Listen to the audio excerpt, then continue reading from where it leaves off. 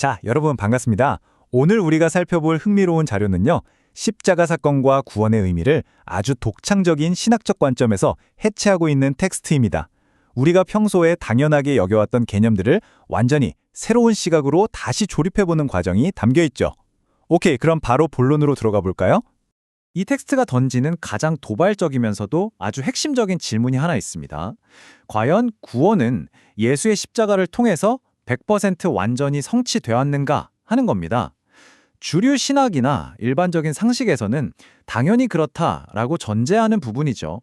그런데 오늘 다룰 자료는 전혀 다른 꽤나 파격적인 주장을 펼칩니다. 이 답을 찾기 위해서 우선 가장 근본적인 전제부터 한번 파헤쳐 보겠습니다.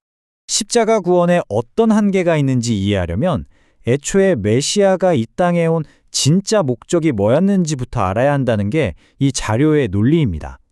메시아 강림의 참된 목적, 한번 살펴볼게요. 여기서 진짜 중요한 포인트는 텍스트가 정의하는 메시아의 본래 개념입니다. 메시아는 히브리어로 기름 부음을 받은 사람이라는 뜻인데요. 구체적으로는 지상의 천국을 건설할 왕을 의미합니다. 그러니까 단순히 우리가 죽은 뒤에 가는 영적 천국의 문을 열어주기 위해 온 게 아니라요. 우리가 매일 발딛고 살아가는 이 현실 세계, 이 물리적인 지상에 완벽한 평화의 왕국을 세우는 것, 그게 바로 메시아의 가장 첫 번째 사명이었다는 점을 아주 강하게 짚고 넘어갑니다. 재미있는 건 이런 원래 목적이 성서에도 그대로 적혀 있다고 자료는 지적하는데요. 마태복음 5장 48절을 보면 너희도 온전하라 라는 말씀이 나오잖아요. 이게 단순히 착하게 살아라, 도덕적인 사람이 되라 이런 권면의 수준이 아니라는 겁니다. 인간이 아예 죄를 지을 수조차 없는 신과 완전한 일체를 이루는 창조 본연의 상태로 복귀해야 한다는 뜻이죠. 맨날 죄짓고 눈물 흘리며 회개하는 불완전한 상태가 아니라 완벽한 지상천국의 이론으로 인간을 회복시키는 것. 그게 애초에 메시아가 오셨던 궁극적인 목표였다는 겁니다. 자, 그럼 여기서 당연히 이런 생각이 들겠죠. 원래 목표가 이렇게 완벽한 물리적 지상천국 건설이었다면 과연 십자가 사건이 인간을 그 완전한 상태로 만들어 주었을까? 십자가 구원에 어떤 한계가 있었던 건 아닐까? 하는 겁니다. 텍스트는 구원을 영적인 측면과 육적인 측면 이렇게 딱 두 갈래로 나누어서 분석하고 있습니다. 물론 십자가 대속 덕분에 수많은 사람들이 영적인 은혜를 입은 건 부인할 수 없는 영적 구원의 엄청난 성취죠. 하지만 예수님의 육신 자체는 십자가에서 아주 처참하게 죽음을 맞이했잖아요.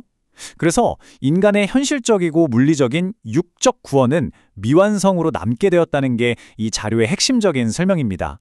한마디로 원죄와 육체적 고통이 이 현실 세계에 고스란히 남아버렸다는 뜻이죠.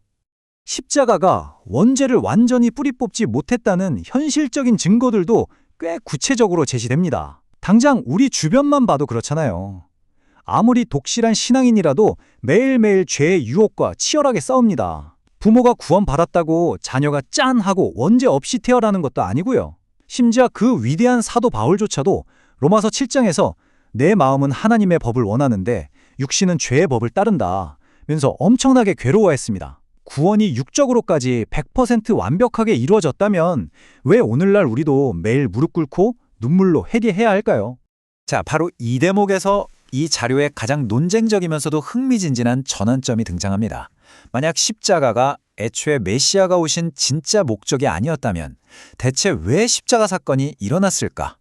애초에 목표도 아니었는데 왜 그토록 끔찍하게 돌아가셔야만 했을까?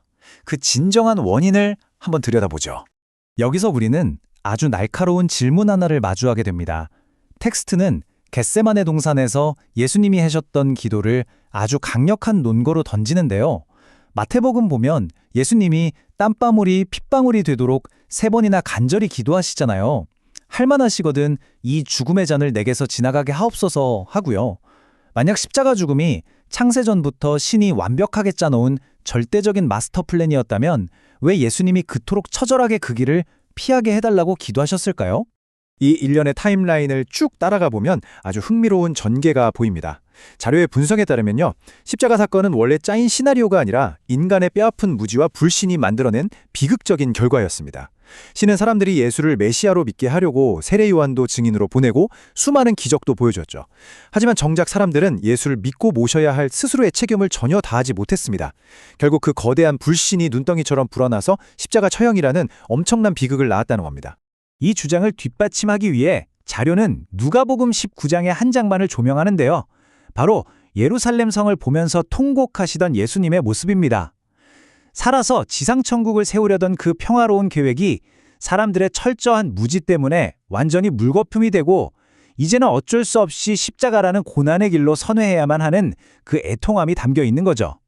그러니까 예수님의 죽음은 원래부터 예정된 승리의 축포가 아니라 인간의 실패가 초래한 너무나도 비통한 방향전환이었다.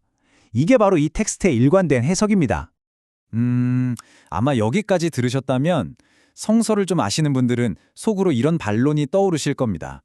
잠깐만, 구약 성서를 보면 예수님이 고난받을 거라는 게 이사야서에 분명히 예언돼 있잖아요. 맞습니다. 자료는 이런 논리적인 빈틈에 대해서도 아주 치밀한 답변을 준비해 두었는데요. 성서에 나타난 두 가지 예언을 통해 이를 설명합니다. 이 반론을 완벽하게 해소하려면 자료가 제시하는 인간의 책임 분담이라는 굉장히 독특한 메커니즘을 이해해야 합니다. 이게 뭐냐면 신이 아무리 거대하고 완벽한 계획을 세웠다 해도 그게 현실에서 이루어지려면 반드시 인간이 스스로 믿고 따르는 자유의지적인 협력이 100% 필요하다는 뜻입니다. 과거 에덴 동산에서 아담과 하와의 선택이나 광야에서 모세를 따르던 사람들의 행동을 보면 알 수 있듯이요. 인간이 자기 책임을 다하느냐 못하느냐에 따라서 전혀 다른 미래가 펼쳐진다는 원리죠. 네, 이 상반되는 두 갈래의 예언이 그 원리를 아주 기가 막히게 보여줍니다. 텍스트는 구약 성서의 십자가 고난의 예언만 떡하니 있는 게 아니라 사실은 상반되는 두 가지 예언이 동시에 존재했다고 분석해요. 만약 당시 유대인들이 책임을 다해서 예수를 잘 영접했다면 이사야 9장이나 11장에 나오는 영광의 예언 그대로 예수가 살아서 영원한 지상왕국을 이뤘을 거라는 거죠. 하지만 반대로 사람들이 불신할 최악의 경우를 대비해서 주신 게 바로 이사야 53장의 고난의 예언이었습니다. 결과적으로 인간의 불신 때문에 영광의 길이 막히고 고난의 예언이 시전돼 버렸다는 건데 정말 성서의 모순을 조화시키는 꽤나 독창적인 접근 방식이죠. 자, 그렇다면 애초에 살아서 지상천국을 이루려 했던 그 첫 번째 계획이 중단되었다면 그 다음 이야기는 어떻게 흘러가야 할까요?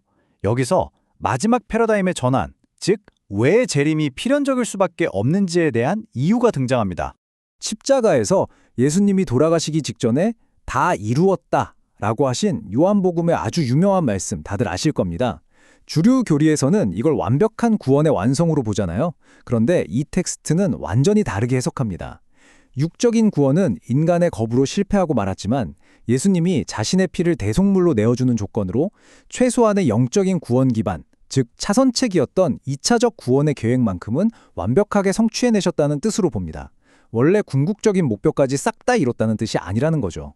그래서 이 자료는 메시아가 왜 반드시 다시 와야만 하는지 그 궁극적인 결론을 이렇게 정리합니다. 원래 이루려 했던 지상천국의 목표가 미완성으로 남았으니까 그 밀린 숙제를 끝내려면 당연히 메시아가 다시 와야 한다는 겁니다. 재림의 사명은 아주 명확해요. 인간에게 아직 끈질기게 남아있는 원죄의 뿌리를 완전히 뽑아내고 십자가로 다 이루지 못한 육적 구원을 마저 완성하는 것. 그래서 2000년 전에 멈춰버렸던 그 지상천국을 마침내 현실에 건설하고 아직 성취되지 못한 영광의 예언들을 현실로 이루어내는 것. 이게 바로 자료가 말하는 재림의 절대적인 필연성입니다. 오늘 이 방대하고도 흥미로운 자료의 분석을 마무리하면서 텍스트가 마지막으로 던지는 성서 속 예수님의 뼈아픈 경고 하나를 여러분과 나누고 싶습니다. 인자가 올 때에 세상에서 믿음을 보겠느냐?